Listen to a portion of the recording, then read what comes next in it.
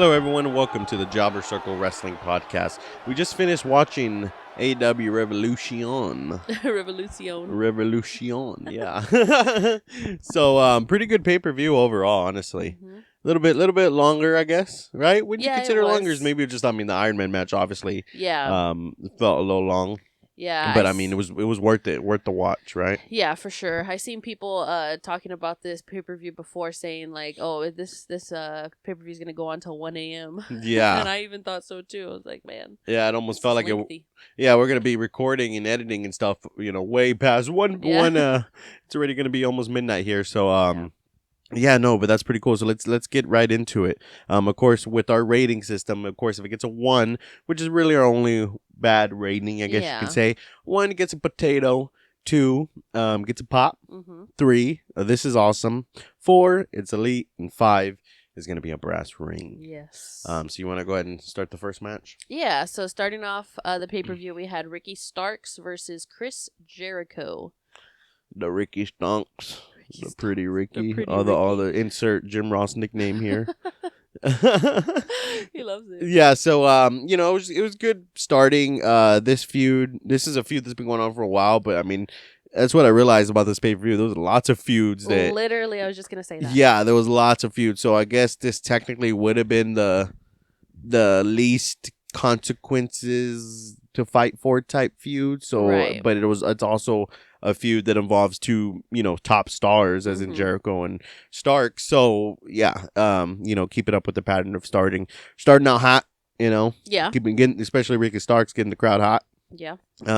So yeah, and then of course, we get the Sammy and Action Andretti cameo with the distraction. Yep. That was pretty crazy because Sammy was coming down all confident, and then Action Andretti literally just plowed him out of nowhere. Yeah. Even Jim Ross was like, "Where are these guys coming from?"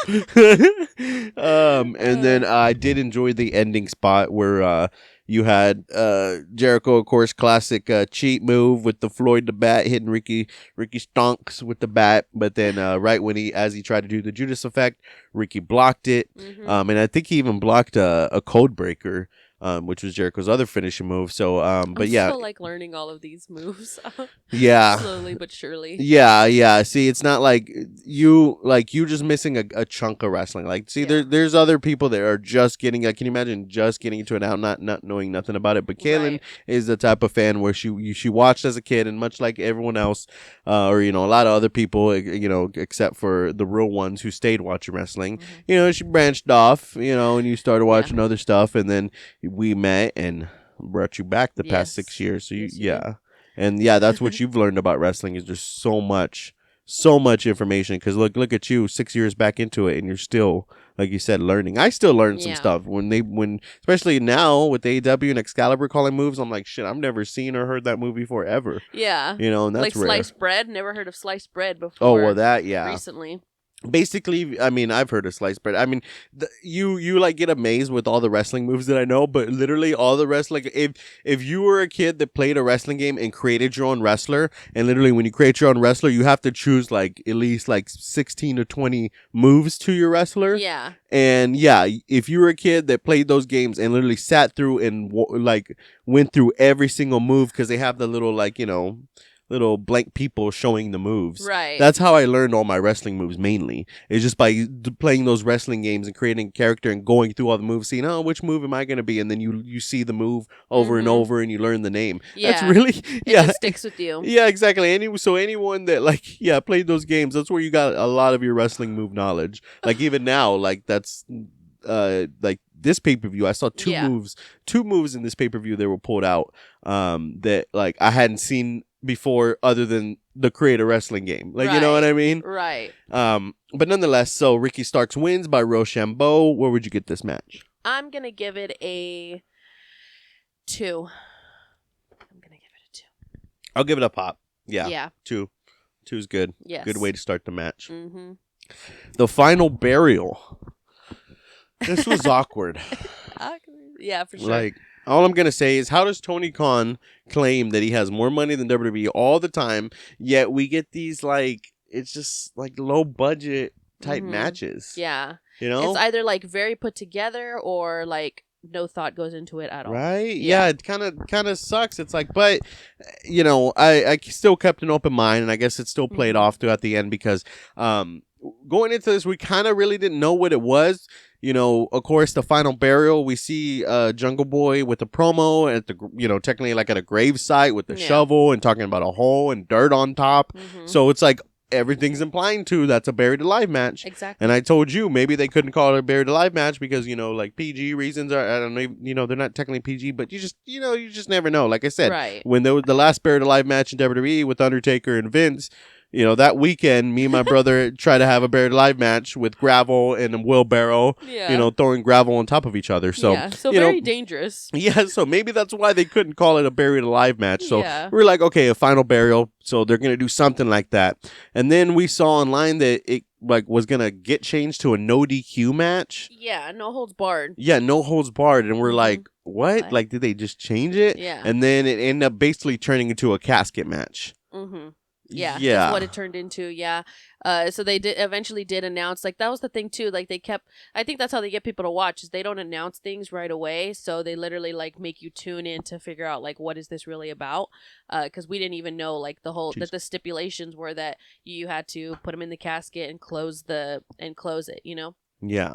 Until literally right before the match was starting. So we finally got the clarification there. Yeah. So that was kind of weird, but it still ended up being a good match. And symbolizing the end to the feud. Hopefully, being the end to the feud. At one point we were just thinking throughout the whole match. I'm sure a lot of people were like, at what point is Luchasaurus coming out? Yeah. But what do you think they're doing with him? I don't know. I really don't know. I think they're just maybe just putting him in the back for now because maybe they realize that this is obviously just a feud between Jungle Boy and Christian Cage, so maybe they're just kind of like just backseating him for now. You think he's gonna get a gimmick change? I don't know. You think it's time he needs one? Maybe, but then especially since he's not with Jungle Boy because that was the whole the Jungle character with but he was Luchasaurus since Lucha Underground. All right, so it'd be kind of hard to change his. But even then, see, it's like his gimmick has always tried to feel like he was Luchasaurus in Lucha Underground, so that was like that fit, and then he was Luchasaurus with Jungle Boy and that fit, and then now it's like, you got to do something else. Yeah, maybe that's what they're waiting for. Yeah, maybe a little refresh. There's something in the works, maybe. Because Jungle Boy is it's amazing. Honestly, it's amazing how popular Jungle Boy is. That he kind of is. Always been in kind of since his singles run he's it's always been about Christian, right? But it just always kind of like dud feuds. Even in the tag team when they were a tag team, it was always kind of dud feuds, but yet everyone's still always behind him because he's Jungle Boy. So that's just goes to show his charisma and personality. And then right before this, when Christian Cage, I guess they were waiting for him to come back, they didn't know what to do with Jungle Boy, so they literally put him in a tag team with Hook. Right? See, that's what. It's just like it's like it's kind of like he gets thrown in these jobber spots, but it's because he's Jungle Boy. He still makes it work. Yeah. But my point is, he needs something better, from here on out. Mm-hmm. Yeah. Logan's joining the episode. He doesn't know what to do. He doesn't know what to do with himself. Usually he's not in here when we're recording. Yeah. And when he is, he's on our seat. So. That buddy. Jungle Boy ends up winning by concerto, putting Christian Cage in the casket and closing it up.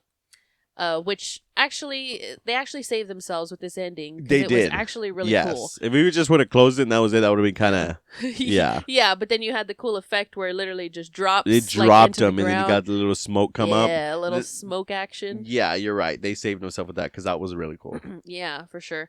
And then I don't know. I just kind of liked how it was how do I say, I like how they just got I don't want to sound bad, but they just got down and dirty, right? And they were they're all sweating, dirt. And then there's dirt everywhere sticking to them. You at one point were like, okay, Jungle Boy has literally dirt all over his mouth. Yeah.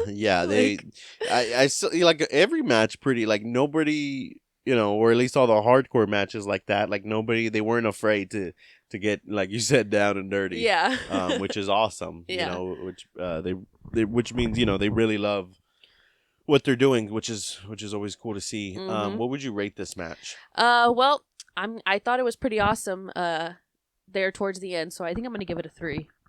Yeah, I was gonna say that too. I'll give it a this is awesome. It was a Uh-huh. little confusion to start off, like Mhm. with the match, but we knew that it was gonna be a match regardless Yeah. of some kind of crazy rules, Yeah. and yeah, it ended up working out. So yeah, this is awesome. Yeah. All right, and then after that, we had the trios title match on the line: House of Black versus um the the Elite. Sorry, the Elite. Well, yeah, the Young Bucks and Kenny Omega. Yeah. So again, starting off House of Black with another banger entrance. They literally just have always the most badass way to come into their match. Yes. So cool. Yes, that was awesome. And then, Yeah. like how you pointed out Julia Hart with her nails and stuff, They look more like fingertips, not really like Yes. nails, but yeah, so cool. yeah, I think this House of Black was like literally the best thing that could have happened to her, because before the whole cheerleader thing, and then Varsity Blondes obviously didn't work out, so I would have hate to have seen her like kind of go down or get set back with them. So definitely this really fits her. I'm glad. Yeah, that's pretty cool. Yeah, and like you said, just always a banger entrance, and I just love the silhouette behind the flag, and then just how they always have badass masks and just look like freaking just Mm-hmm. and then even when they take off the mask, they have like their their face paint stuff going on. So, and of course the classic the black going to black and then popping back up, and then there they are. I think that. And I'm especially happy for it too, because I think this was Malachi's Black ultimate like vision and goal in WWE. And like you hear the story of how like Vince like straight up like even told him like I just don't get it. Like he just didn't get his whole character and like gimmick, because like unless you're the Undertaker, you can't do anything of that nature, because he's just gonna be like, well, you're not the Undertaker. You know what I mean? Stupidest thing ever. Yeah, so that's why those gimmicks don't really haven't really worked out since the Undertaker. Yeah. But not to compare the two, but I mean you can see the comparisons, but not to make a direct comparison, because obviously it is different. What the House of Black and Malachi Black is doing, but it just, like I said, this is his vision, and it's working 100%. Obviously, yeah. I mean, you had this match. Total nonstop action throughout the entire thing. Yeah, no pun intended to Young Bucks and Generation Me over there. Yeah, Generation Me. Yeah, we have moss. This literally, as soon as like it's been cold, and as soon as it gets warm out here in the country, all these little moss are freaking attracted to these freaking bright studio light. Yeah, it's crazy, people. I want to be in here. Things we have to deal with. But anyway, what were you saying? Just total nonstop action with the false finishes, of course. And then that V-trigger spot with Julia Hart. Oh yeah, that was pretty intense. And then even Kenny Omega is just like, well, I told you to get out of the way. Yeah, he kind of was just like, well, you got involved. That was it. I mean, there was lots of, I guess, like we said, total nonstop action.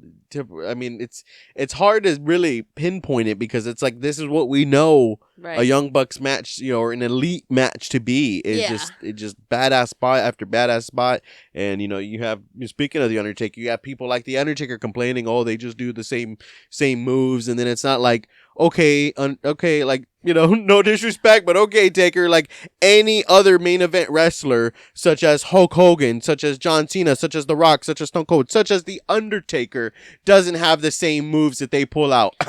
Old school. Oh God, yeah. I think I seen something like that where he was talking shit. Yeah. And it's like, yeah, this is what we know and love, and this is what we, kind of, I hate to say expect from the Young Bucks and the Elite and Kenny Omega. And hey, it works. If it works, it works. And maybe that's why they are better suited for AEW, because maybe it wouldn't work in WWE, but it definitely works in AEW, because like I've always said, it's like those are two different types of crowds. Oh, like, in a WWE audience, you get half the crowd, maybe less than half the crowd are actually like fans that are like smart, in the know, fans. In AEW, it's like, I would dare say 90% of the crowd. Yeah. And that makes a big difference when you're watching from home, because when it just, like the emotion, when you see everyone else truly into it, and into the little moments that not everyone would know, that makes you even more into it.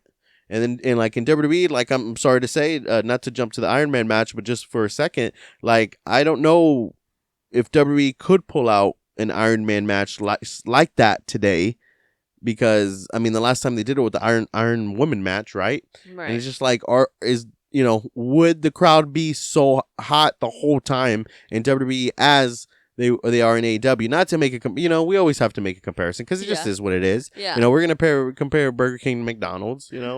We're gonna compare. Yeah, it's like that. Yeah, not to say one's better than the other, but it just makes you wonder, people. Mm-hmm. You know what I'm saying? That's all I'm saying. Yeah, that's all I'm saying. Yeah, they're both good. But yeah, it was just good match. What would you rate it? We gotta move on. Yeah, well, considering we had a title change, House of Black did end up winning. Yeah, I'm sorry. I'm going to actually give this match a 3. This is awesome. Yeah, House of Black did win, and we were freaking excited when that happened. We weren't expecting it, but then we kind of saw it happening because it was an obvious setup for it, and then you saw Brody and Even Buddy like guarding the pin when Malachi. What was it was like a tag. It was like their little trios like all move. 3 of them, yeah. Yeah. Mm-hmm. So, and then I don't know what happened after, because like it went dark, and then it came back up with the spotlight, and they were supposed to be standing there, but then they already were like, no, we're out. Yeah, like they didn't even get a chance to hold up the titles. That couldn't have been a time issue. Before no, they Yeah. got plenty of time on a night like this, but yeah, they just lights went out, and then they were gone. So it's like, okay, not much of a celebration. But then again, House of Black, that's just what they do, is just go out and dip. Maybe that's what it was supposed to be. I thought it was gonna be like that. The lights go out, come back on, and they pose. They're posing in that red spotlight, but no, I think you're right. The lights go out and they come back on and they're gone. But it just so happened you could still see them exiting the ring, so it was still kind of just like, okay, yeah, it was kind of weird. But I don't want it to take away from the amazing moment that the House of Black definitely deserves, and that to be the new trios champion. Yeah. Ironically, I'm going to give this a 4. I'm going to give this an elite match. Nice. Yeah. Nice. I'm going to stick with my 3.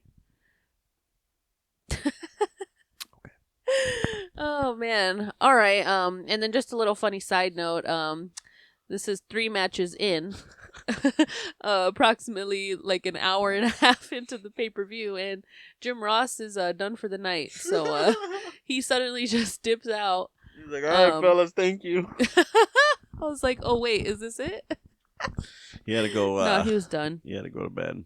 Yeah. I'm going to have to. What? See, there's episodes where I try to go without the glasses because, there's people out there that think, ooh, are you trying to wear glasses because you're cool? Like, no, it's because I literally get a headache from these lights. Yeah. What's the next one? Next we had the triple threat women's match. Jamie Hayter, of course, the champ. Ruby Soho and Saraya. Yeah. What to do here? Yeah. You want to go ahead and speak on this match a little bit? What do you think? I guess it was all right. There wasn't really much to talk about, surprisingly, with this. It was just a bunch of back and forth. Yeah, and the whole story of the match is basically Ruby Soho kind of like, trying to get them to stop fighting even though they're in a fucking match. It wasn't Ruby, it was Saraya. Huh? It was Saraya.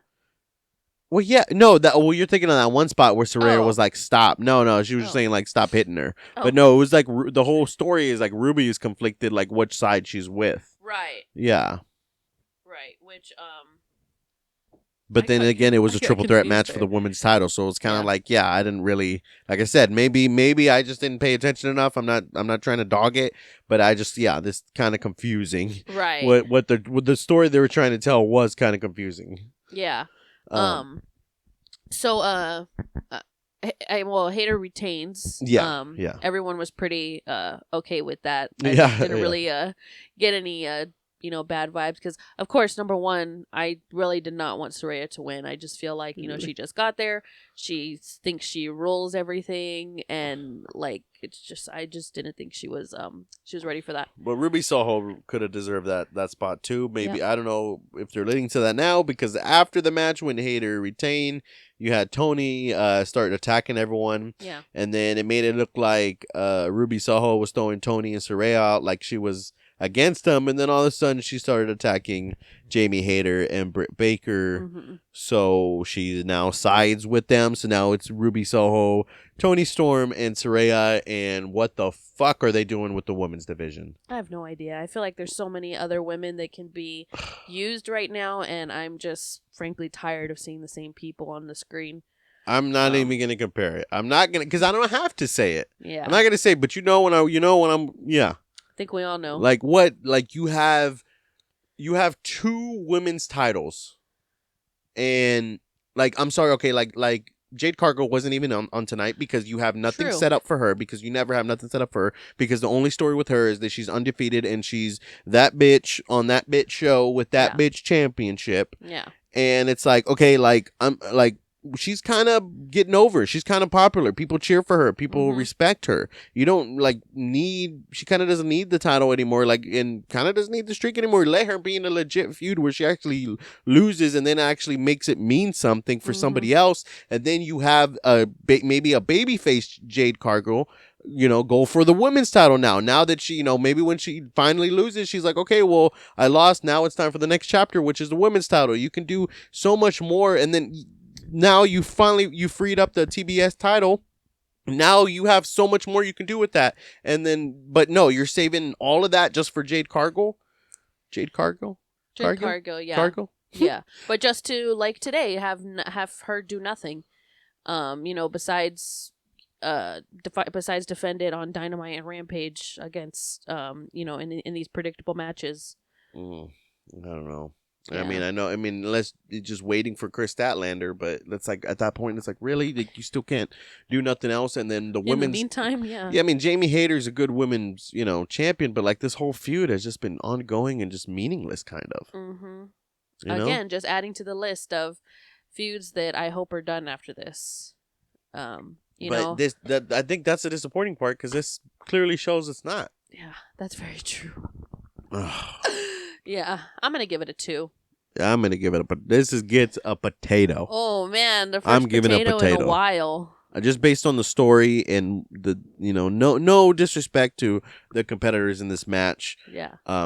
But just based on everything around it, because like we've said before, our ratings don't just, we're not freaking Dave Meltzer over here with, scoring every freaking little move in the match and giving it a 0.573456 8675309. No, we're going based on, even entrances, the story, how it played out, crowd reaction, everything, and based on everything around this match. So we're the real ratings. Exactly. Yeah. That's good. Yeah. Based on everything around this match, it gets a potato. Man.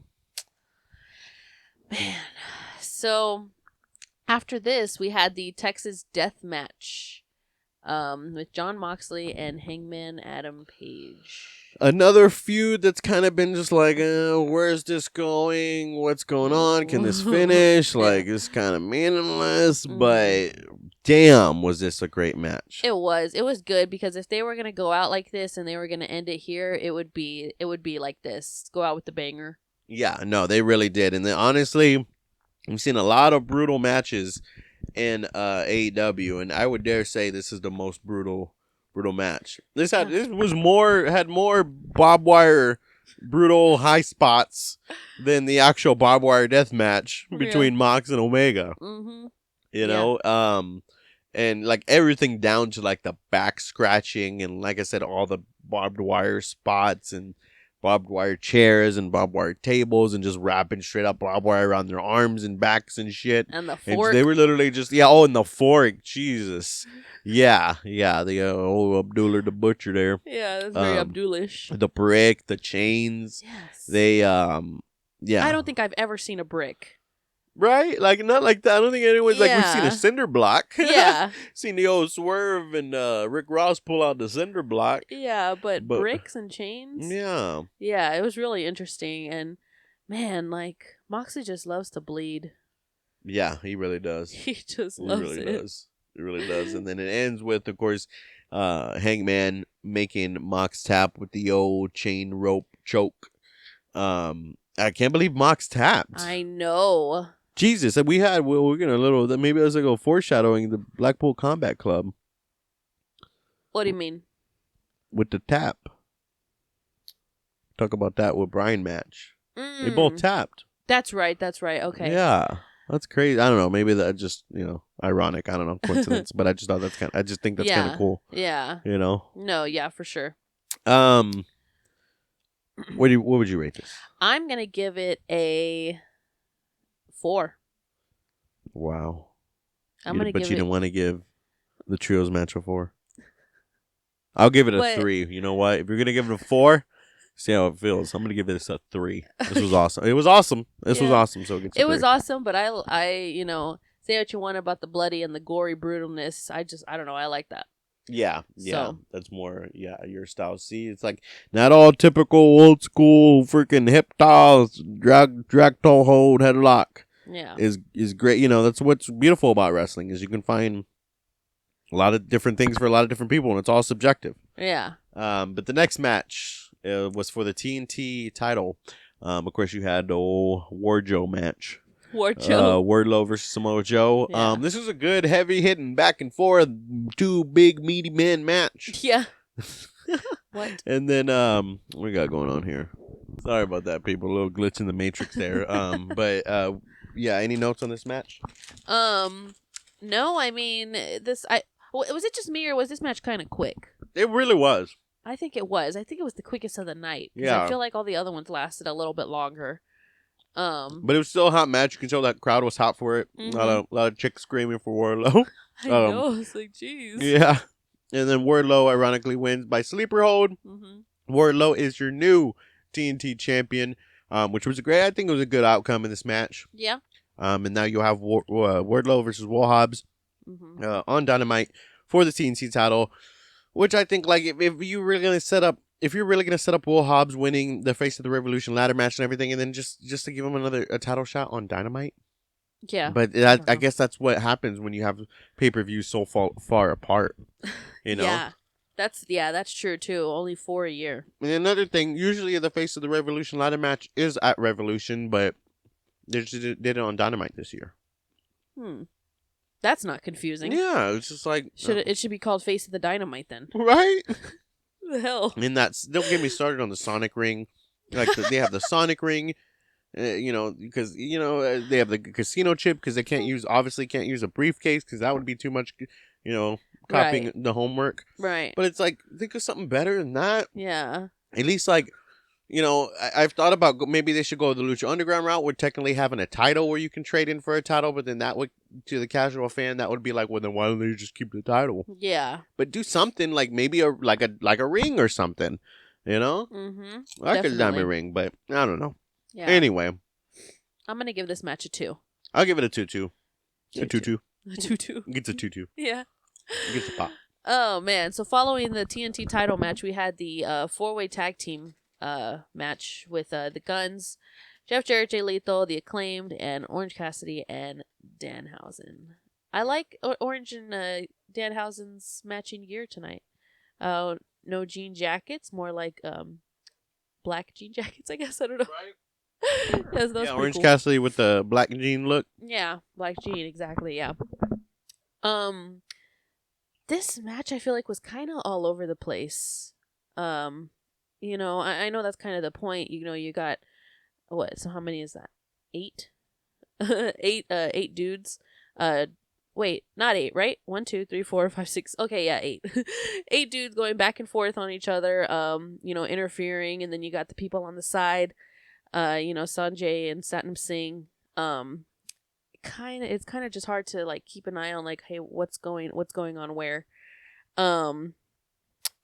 Jeff Jarrett, man, I know it's his character and all, but I really did not like the spot when he's over here like pushing around Aubrey. Like, that's old school wrestling, baby. I know it is, a but woman gets in your way, he thinks he can smack her. That's so bad. Like, I know it is really bad. It's bad nowadays. Like, yeah, maybe you could have gotten away with that, Jeff, in 1940 when you had when you were wrestling in your prime. But yeah, just not now. Like, shit. Yeah, but this match, the Guns retain obviously by pinning Danhausen. And yep, they singled him out. Yeah, and of course it was set up the return of FTR. What you think about that? Yeah, I thought it was about damn time.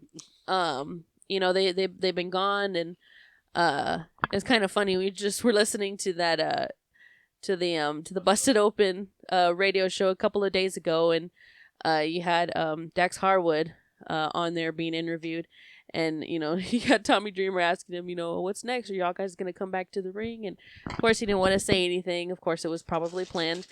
So now they're back, and I think they want their titles back, which is cool. Guns, I just feel like, I mean, maybe that's why they're gonna give them back to FTR, because the Guns, retain. I don't see the hype. I don't like the Guns as champs. Nothing against them. I just feel like they could be a better place somewhere else. So.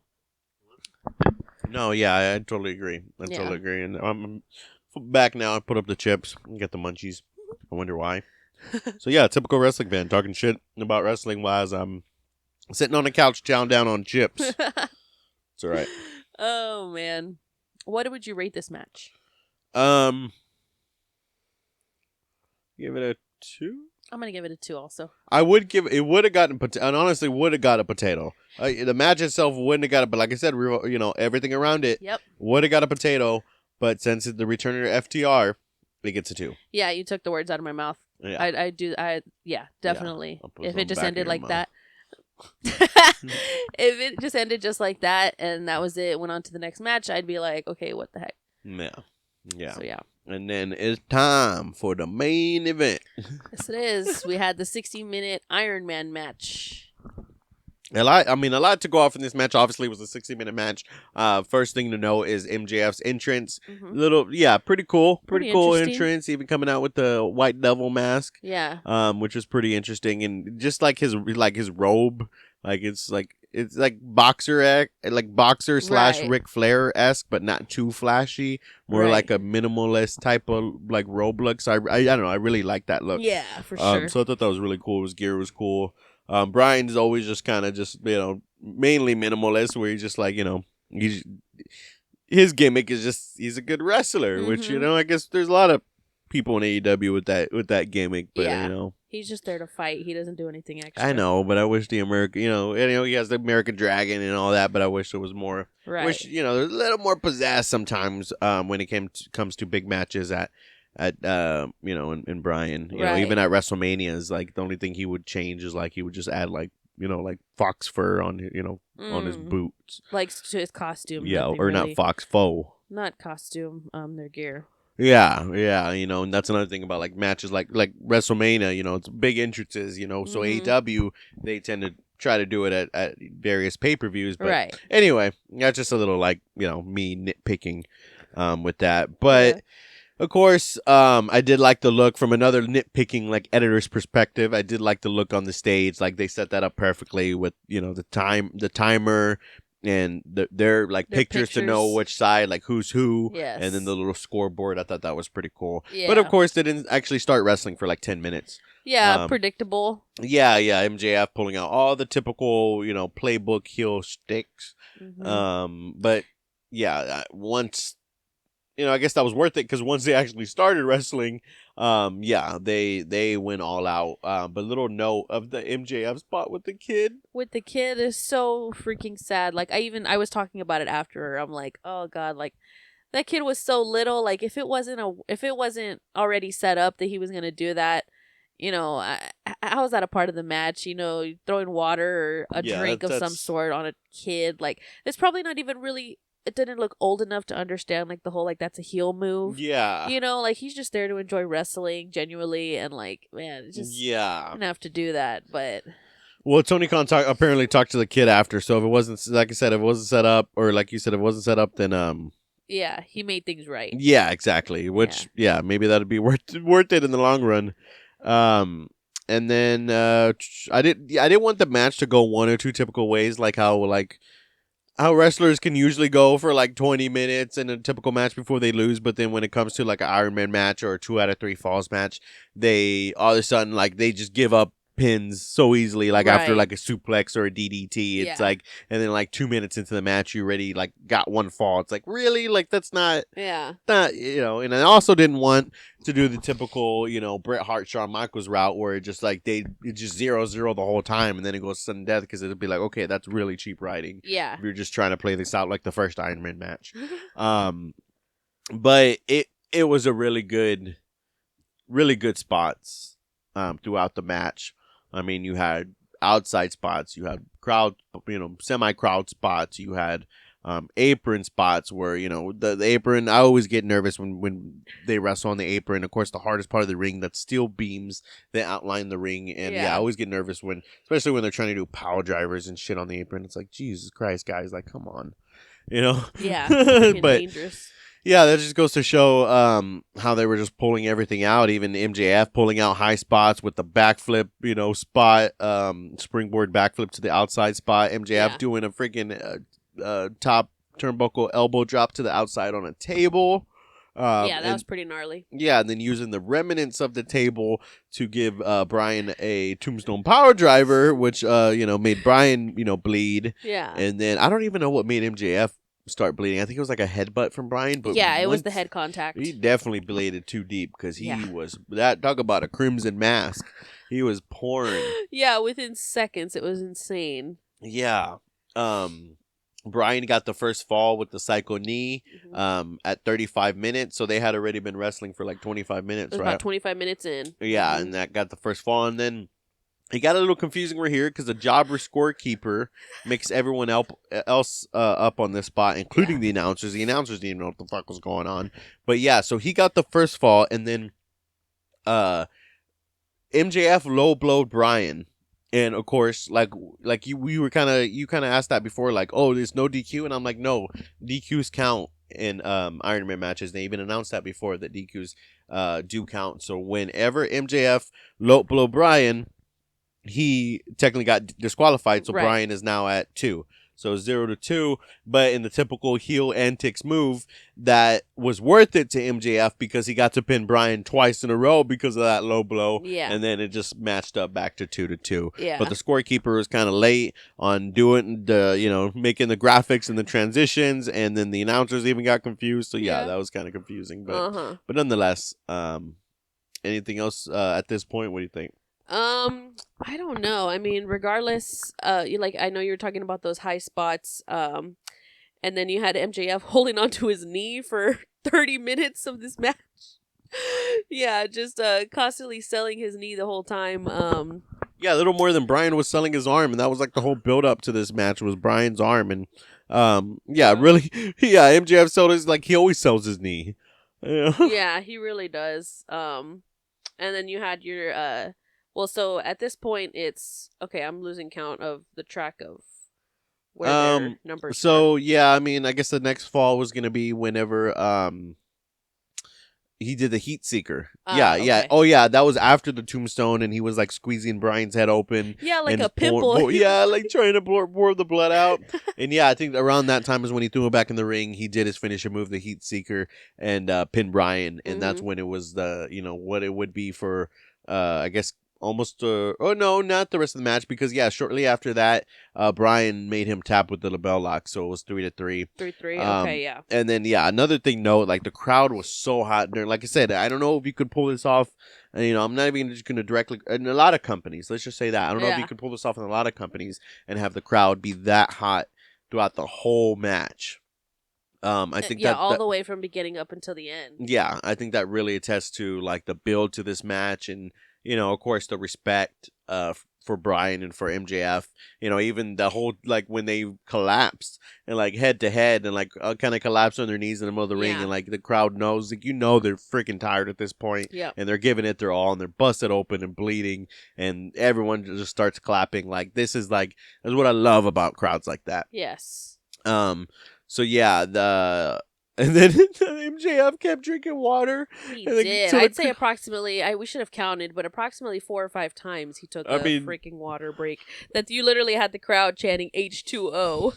They did. Yes. They got into it for that. Yeah, it's like, I mean, technically, could he go 60 minutes? Because I don't know if he could. He kept drinking water, I don't know if that would fly in a lot of other places. You know, you hear stories about how, Vince and stuff hated when people would do that. Like, R-Truth did that one time, I think. And Vince got so pissed that it's like. Because you said it makes them look like what? Like they're not athletic? Yeah, that they're not athletic. They, you really need water. Like, you're supposed to be a larger than life, like, superhero almost. Yeah. And, you need to stop for water after a 10-minute match. Exactly. I didn't see Brian have any water exactly. 60. I guess ended up being what, like 70 minutes, which we could get into. Oh, yes. Yeah, because the last 60 seconds was Brian after the LaBelle lock earlier from Brian that tied it up to 3-3. So, of course, the last 60 seconds, Brian got the single leg crab trying to make MJF tap out, which, of course, the crowd was even hotter for the last 60 seconds. Is he going to tap? Is he going to tap? Is he going to tap? Yeah. And literally MJF waited till the clock ran out and the bell rang, and then he tapped. Mm-hmm. Which, of course... I knew from it's gonna go to Sun and Death. Like, yes, come on, but they made it seem like it wasn't. It wasn't. The crowd chanting, "Oh, bullshit" and all that, and it was like, "Oh, yeah, okay, Tony, I'll tell him, okay." And then he goes, "Oh yeah, Tony Khan said that. Tony Khan, he said that. Oh, ladies and gentlemen, we're gonna go to Sun and Death." Like, okay, dude, like really, did you really have to draw it out that bad? You should have had Tony Khan come out himself. "Oh, we're going to do this like this. We're going to go to sudden death. Thank you. I got a major announcement Wednesday. I'm telling you. It's going to be great." Logan's all concerned down here. Logan literally wakes from his nap. Like, what's going on? Oh, God. That was hilarious. Yeah, it really was. And then, but I think what that really was all for was... to give them some oxygen, because you see the medical in there giving them their oxygen from the oxygen tanks, right before they announced that, it's gonna go into sudden death. So, and then they looked revived, right? Like they were good. They really did. Like Brian, really looked like he was like, "All right, I'm ready to go." Yes. And then, kind of like, that was kind of cool how like they did that for that, and then the oxygen tank kind of came into play because, when you had the sudden death, well, MJF first tried to cheat with hitting him with the title directly in front of the ref. The ref's like, "Hey, you hit him. That's it. You're done." He's like, and then of course, a little decoy so he can use a dynamite diamond ring. Yeah. But then that didn't end up working out. So it ended up being a spot where MJF was on the outside. Brian went to get him, and then MJF knocks him. Like he knocked him. Yeah. I hope that thing wasn't real steel. Hopefully it was like 10 or something. Yeah. Because he knocked him with that freaking... the oxygen tank. Yeah. And then MJF retains, but shockingly, Brian tapped out. Yeah. Brian tapped out. Yep. Just like Moxley lock. tapped out. So you had two members of the BCC.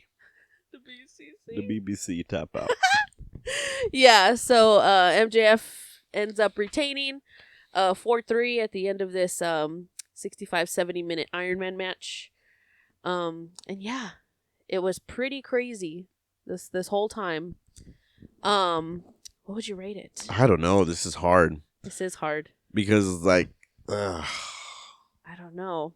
We kind of knew, like I kind of had a good feeling Brian wasn't gonna win going into this. Yeah. I think this whole thing was really just to set up that MJF can hang, and he just to give another classic to MJF. Mm-hmm. Give him reason why he shouldn't have to wrestle every week. Give him reason why he right should maintain the face of the company.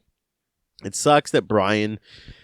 I want to see him with the title, but maybe it's just not now, and maybe he just doesn't care. Maybe he's never gonna get it. I don't know, but for now.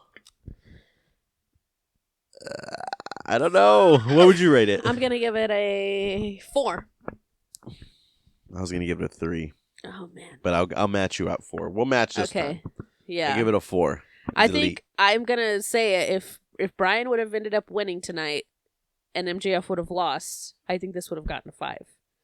But considering MJF retains, but it was still a badass match, I'm going to give it a 4. Yeah. All right. That was pretty good. Mm-hmm. What about the pay-per-view as a whole? Pay-per-view as a whole. As a whole. As a whole. Pay-per-view as a whole. I give it a 3. I'm going to give it a 3. It was an awesome pay-per-view. Revolution 2023 was a 3. This is awesome. Yep. Nice. Anything else you want to know? I don't think so. I mean, what's next for AEW? I guess we'll see.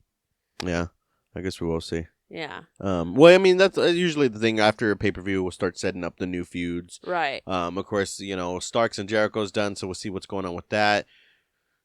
Christian, I don't know if he's going to go away or something. What's going to happen with that. Hopefully Jungle Boy... Christian just came back. I know, exactly. So it's like... So what? Yeah, what's going to happen there? Yeah. Jungle Boy, hopefully he continues on with... Hopefully it's not just now a feud with Luchasaurus. Yeah, hopefully he finds something else. You think Christian's going to come back with a new gimmick? You think Christian's going to have a dead man gimmick? I don't know. My God. We'll see. Of course. Ooh, what's next for the Elite now that they lost the Trios title? True. Ooh, that's interesting. True. And then the House of Black is just beginning. Ooh, that's a good way to put it. Yeah. Jim Ross, of course, is asleep for the night. We won't see him until, I don't know, Rampage right now? He's on Rampage, right? Yeah. Oh, it's AEW Dynamite. It's on Wednesday, which means one thing. It's Friday, which means AEW Dynamite is on Wednesday. Oh, poor guy. But Hangman and Moxley, is this the end of this feud? Yeah. Now that Hangman won? Yep. Maybe. Yeah. And then Jamie Hayter. We didn't mention Hangman's new... Well, I don't know if it was a new song just for the, the typical... I forgot what the name of that song, but that's that typical old country outlaw song. Maybe it was just for the night, Maybe. I think so. I think it was pretty cool, though. Yeah. The red instead of the yellow. Of course, Warlow and War Hobbs. That's the only thing we do know for sure. So we'll see where they go with that. Oh, and we do know for sure the Guns probably were transitional. So FTR, because you can't have FTR versus the Acclaim. So now it makes sense that the Guns were, transitional for FTR to come back and win the titles. Right. Yeah. Right. Mm-hmm. I would say so. And then Hayter, you skipped right over the women. What's next for? Oh yeah, it was on the top, but I didn't see that. My bad. Yeah. I mean, hopefully it's if Hayter's gonna go somewhere else, then just leave those 3 to do their own thing. We'll see who shows up. Well, yeah. Are they still going to be the 3? Well, yeah, they attacked Hayter and Britt, so of course it's not over. Yeah. And Rebel, just like they stopped using Rebel, you kind of need a third quietly now. Removed her, yeah. Who's going to be there? Now Jamie Hayter and Britt need a third to finish feuding with them, so it's going to be like someone like Sheeta. It's just not... It's never ending. Yes. Oh, man. And then, of course, MJF. The Banging Rats. Yeah. As we're recording these, about banging some rats. Probably by now. I don't know. Brian, yeah. That's the beauty of these pay-per-views or the show after the pay-per-views is you see how this all sets up. Mm-hmm. Yeah. The fallout from Revolution. Yeah. Hopefully this week. So we'll see. Yeah, we will see. Hope you enjoyed the pay-per-view, guys. If you see it or if you've seen it, sorry, it's getting late already. I know, I'm so let us know what you think in the comments below. Give this episode a like. Make sure you're subscribed.